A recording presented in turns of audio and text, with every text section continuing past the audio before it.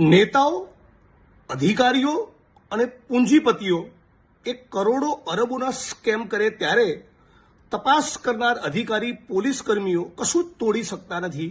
ગુજરાત અને આખો દેશ એનો સાક્ષી છે. પણ એક સામાન્ય પરિવારનો કોઈ દીકરો હોય, કોઈ દેવી પૂજક, કોઈ ઠાકોર, કોઈ આદિવાસી, કોઈ દલિત, કોઈ મુસ્લિમ, કોઈ રાવણ, તો પોલીસ એની સાથે અમાનવી રીતે વર્તે એનો એક વધુ કિસ્સો પ્રકાશમાં આવ્યો છે. 12 વર્ષના 13 વર્ષના રાવણ સમાજના બાલાસિનોરના એક દીકરાને, ધોરણ 9માં ભણતા દીકરાને બાલાસિનોરના પોલીસ ઇન્સ્પેક્ટર મિસ્ટર સોલંકી દ્વારા કથિત રીતે અમાનવી રીતે મારવામાં આવ્યો છે. અનેક મીડિયાના મિત્રો એને કવર કર્યું છે. એટલે હું તાત્કાલિક માગણી કરું છું કે પહેલા તપાસ કરીશું, પછી આગળ જતા એવી બધી વાત બંધ કરી તાબડતોબ આ વાતનો કોગ્નિઝન્સ લઈને પોલીસ ઇન્સ્પેક્ટરની સામે એફઆઈઆર કરવામાં આવે, નહીતર ઉગ્ર આંદોલનની ફરજ પડશે. આ કહેવા પૂરતું નથી કહેતો.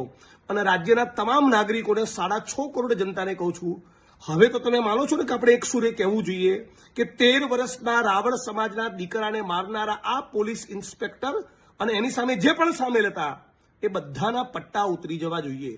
જો નહીં ઉતારે રાજ્યની પોલીસ તો અમે હાઈકોર્ટ અને સુપ્રીમ કોર્ટ સુધી લડીશું, પણ છોડવાના નથી.